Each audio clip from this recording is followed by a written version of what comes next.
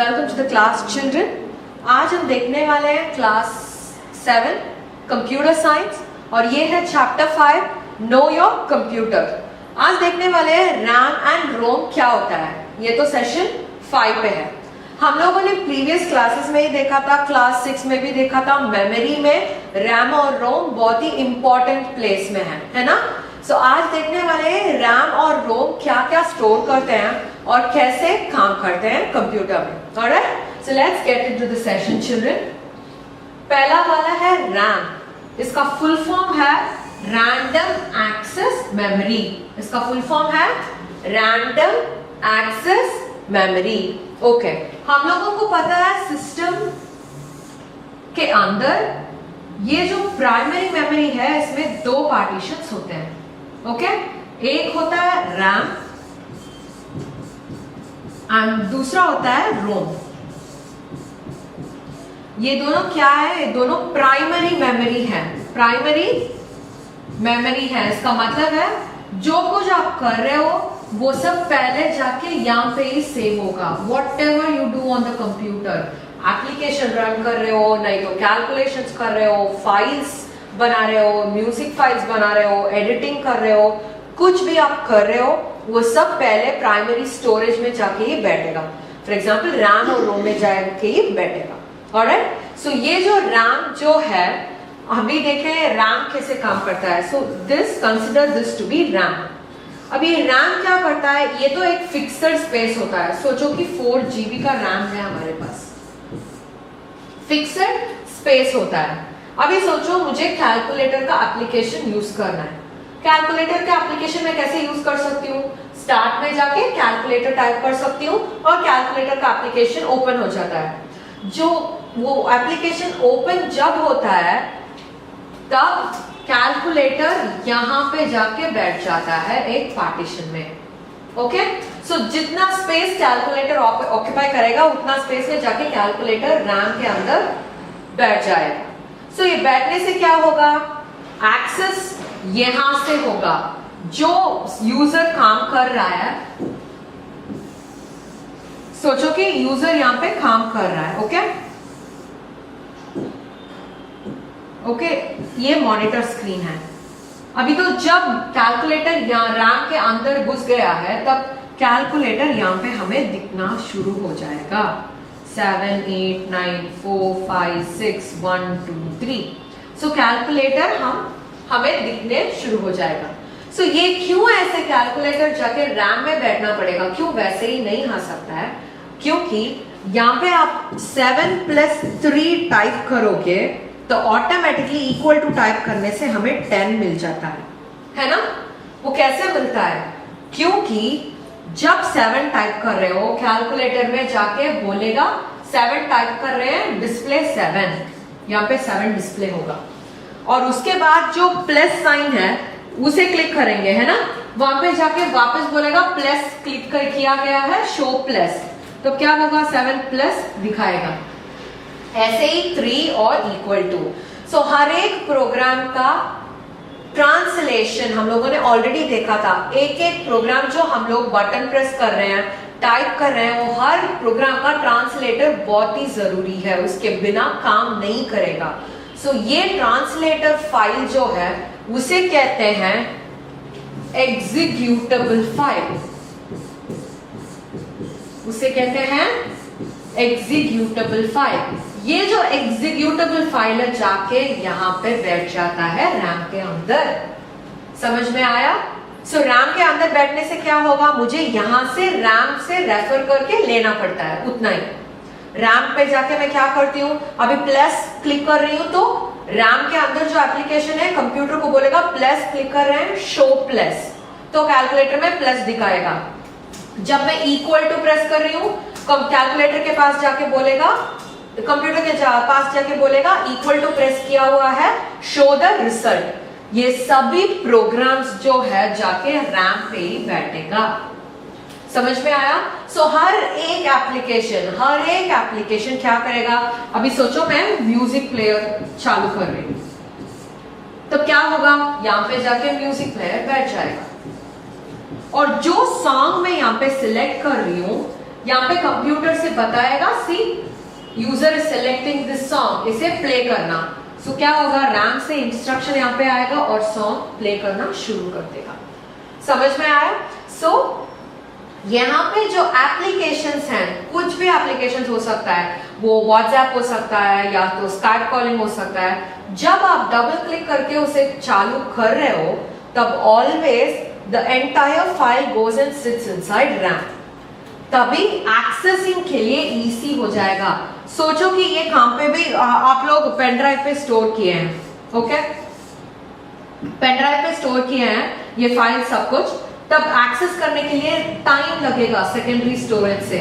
मगर आप रैम पे स्टोर करते हो तो accessible time is very very less, ऐसे फटाफट आपको एक्सेस करने की बहुत ही इजी हो जाता है। ऑलराइट, सो अभी रैम के हिसाब से और एक भी है, जब कभी रैम बढ़ते जा रहा है इन साइज, इन स्टोरेज, आप मल्टीटास्किंग कर सकते हो।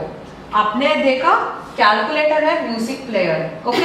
अभी मैं एक वर्ड डॉक्यूमेंट ओपन कर रही हूँ, यहाँ पे वर्ड डॉक्यूमेंट ओपन करके काम कर रही हूँ। सॉन्ग तो मिनिमाइज कर दिया, मिनिमाइज हो गया, ये तो वर्क डॉक्यूमेंट है। अभी ये डॉक्यूमेंट कहाँ पे जाके बैठेगा, वर्ड तो ये स्पेस यूज करेगा, है ना। सो अभी 3 एप्लीकेशंस हम साइमल्टेनियसली यूज कर सकते हैं क्योंकि रैम का स्पेस उतना है ना। So it becomes easier for us to use in 3 different applications. Yes, so अभी ये 3 डिफरेंट एप्लीकेशंस के बाद भी रैम में स्पेस बचा है, so I can use another application also. So always a multitasking का स्पीड जो है it is represented using RAM। RAM का स्पेस से मल्टीटास्किंग यूज होता है। हम लोग हर एक बार जो कंप्यूटर्स खरीदते हैं, लैपटॉप्स खरीदते हैं या फिर यू बाय एनी टैबलेट्स और any of the smart devices for that case, क्या बोलते हैं हम लोग, बोलते हैं स्पेसिफिकेशंस चाहिए। रैम तो इतना बड़ा होना ही चाहिए, 4 GB तो जरूरी है रैम का, और 5 GB होना चाहिए। अभी तो we have till 60 GB also. हमें तो रैम का स्पेस बढ़ते ही जाएगा तो प्रोसेसर का स्पीड बढ़ते ही जाएगा। So it is easy for us to use the processor in a very high speed condition. अभी सोचो सिर्फ 3 ही एप्लीकेशंस है यहाँ पे, जो एप्लीकेशंस ऑलरेडी ले चुका है उसमें, और यहाँ पे तो म्यूजिक था ना, और यहाँ पे तो वर्ड डॉक्यूमेंट था, और इतना सारा स्पेस तो फ्री है। तो क्या कर सकता है, इमीडिएटली इसको भी रैम क्या करेगा, डिवाइड कर देगा। जो हैवी फाइल्स होते हैं उसे और स्पेसेस में डिवाइड कर देगा, और तब क्या होगा, प्रोसेस और भी फास्ट हो जाएगा, है ना। So it becomes very fast when the process becomes like this, okay. अभी सोचो कि आप बोल सकते हो मैम इतना ही होगा तो मैं दूसरे एप्लीकेशन कैसे खोलूं। जब आप दूसरे एप्लीकेशन खोलते हो क्या हो जाता है, यहाँ पे जो डुप्लीकेशन होता है, यहाँ पे जो कैलकुलेटर वापस किया गया था वो हट जाके दूसरा एप्लीकेशन, सोचो कि वो एक्सेल है, वो खुल जाता है। इसका स्पेस तो इतना ही है एक्सेल का। सो वापस यहाँ पे म्यूजिक, क्योंकि वो हैवी फाइल है म्यूजिक प्लेयर, सो वो भी सेग्रीगेटेड हो जाएगा। अभी वापस और एक एप्लीकेशन खोलना है तो ये भी मिट जाता है और उसके अंदर आपको एप्लीकेशन आ जाता है। समझ में आया? So the more and more amount of space you have in RAM, it decides the speed of the processor. Speed of the processor, कितना स्टोरेज रैम में है उतना स्पीड प्रोसेसर में हो सकता है। समझ में आया आपको? हाँ। सो ये जो है रैंडम एक्सेस मेमोरी है। एक्सेस का मतलब है कभी भी चाहिए you can take it from there, take data from there. अभी कैलकुलेटर के लिए वैसे ही करते हैं ना, बोलते हैं प्लस प्लस दे रहा है, इक्वल टू बोल रहे हैं रिजल्ट दे रहा है। So always you can access it, बहुत ही फास्ट एक्सेस कर सकते हो। इसलिए एक्सेस का मतलब है take, you can take data from the memory. समझ में आया? इसलिए इसे बोलते हैं रैंडम एक्सेस मेमोरी।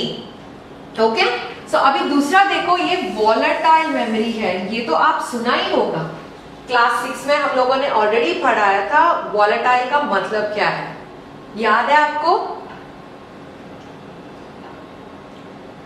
वॉलेटाइल का मतलब है easily erasable.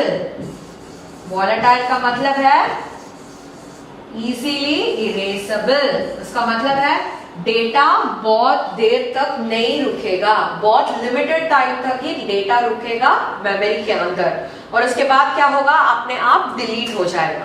Alright, so random access memory जो है ये एक वॉलेटाइल मेमोरी है, इसके अंदर डेटा बहुत देर तक नहीं रहेगा। क्यों? क्योंकि अभी सोचो हम लोगों ने ये 4 एप्लीकेशंस खोला है, अभी मैं कैलकुलेटर का काम कर चुकी हूँ, अभी तो कैलकुलेटर को क्लोज करने वाली हूँ, तो क्या होगा, यहाँ पे जो कैलकुलेटर है ये इरेज हो जाएगा। उसका मतलब है जो डेटा हम लोगों ने कैलकुलेटर में स्टोर किया था वो इरेज हो जाएगा, है ना?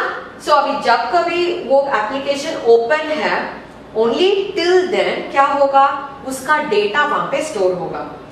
जब आप उसे क्लोज कर रहे हो वो डेटा वहां से डिलीट हो जाता है। So the period time of the data is going to be very very limited, बहुत ही छोटे से टाइम के लिए ही वो डेटा वहां पे रहेगा। ऑलराइट, सो इसलिए बोलते हैं रैंडम एक्सेस मेमोरी एक वॉलेटाइल मेमोरी है। सोचो कैलकुलेटर क्लोज करने के बाद भी कैलकुलेटर यहाँ पे रहेगा तो और तो इतना ही स्पेस बचा होगा हमें दूसरे एप्लीकेशन ओपन करने के लिए, कहां पे जाओगे स्पेस के लिए? सो रैंडम एक्सेस मेमोरी क्या करता है, जब कभी आप एप्लीकेशंस को क्लोज करते हो, क्लोज करते ही वो एप्लीकेशन का डेटा रैम से हटा जाता है। ऑलराइट, समझ में आया? सो ये है रैंडम एक्सेस मेमोरी। ऑलराइट, सो अभी देखते हैं रैंडम एक्सेस मेमोरी का फंक्शंस क्या होता है। पहला है responsible for running applications. Responsible for running applications, जो एप्लीकेशन आप डबल क्लिक करके रन कर रहे हो वो एप्लीकेशन जाके कहां पे बैठता है, रैम के अंदर जाके बैठ जाता है। ऑलराइट, और क्या करता है, मल्टीटास्किंग। हम लोगों ने अभी देखा था, कैलकुलेटर खोल सकते हो, वर्ड खोल सकते हो, म्यूजिक प्लेयर खोल सकते हो, और all three of the things would work at the same time. So क्या हो जाता है, multitasking, many jobs at a time. और ये है प्राइमरी स्टोरेज। सो जब कभी आप एप्स में काम कर रहे हो वो ऐप का सब भी डेटा जाके रैम में ही बैठेगा, सो प्राइमरी स्टोरेज में ही बैठेगा। आप चाहे तो वो उसे डिफरेंट फाइल में स्टोर कर सकते हो, मगर पहला वाला कॉपी तो always will be inside the RAM memory. समझ में आया आपको? अभी देखो टाइप्स ऑफ रैम। रैम में 2 टाइप्स ऑफ मेमोरी है, एक है स्टैटिक, दूसरा है डायनामिक। स्टैटिक का मतलब है, हम लोगों ने बाइफरकेशन देखा था, कैलकुलेटर, यहाँ पे म्यूजिक और यहाँ पे वर्ड।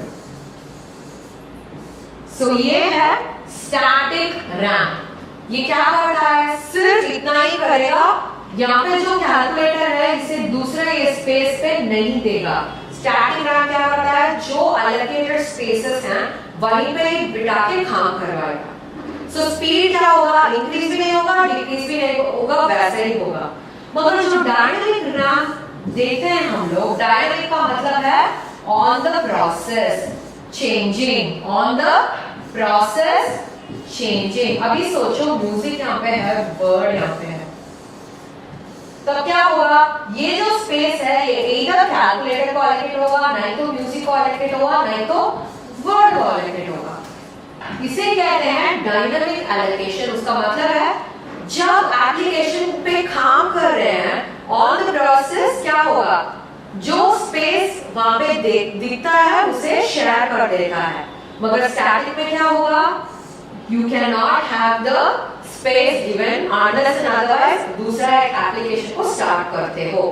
समझ में आया? सो डायनामिक क्या करता है, ऑन द प्रोसेस देता है, स्पेस है तो दे देता है, मगर स्टैटिक को सिर्फ एप्लीकेशन का जो स्पेस है वही एक्सेस करने के लिए देता है। समझ में आया?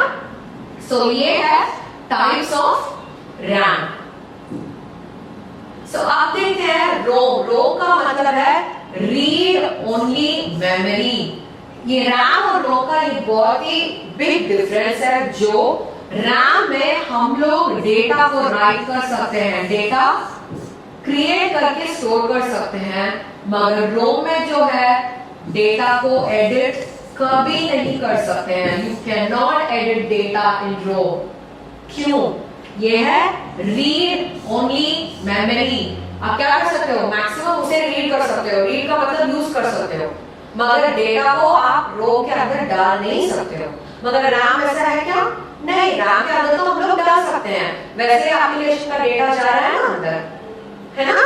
सो रीड ओनली मेमोरी में से डेटा को सिर्फ एक्सेस कर सकते हैं और कुछ नहीं कर सकते हैं। और ये है नॉन वॉलेटाइल। वॉलेटाइल का ऑपोजिट नॉन वॉलेटाइल, उसका मतलब है डेटा स्टेज फॉरएवर। फॉरएवर मतलब until you delete it। जब आप लोग जाके उस डेटा को डिलीट करते हो तभी वो डेटा डिलीट होगा, नहीं तो वहां पे ही रहेगा।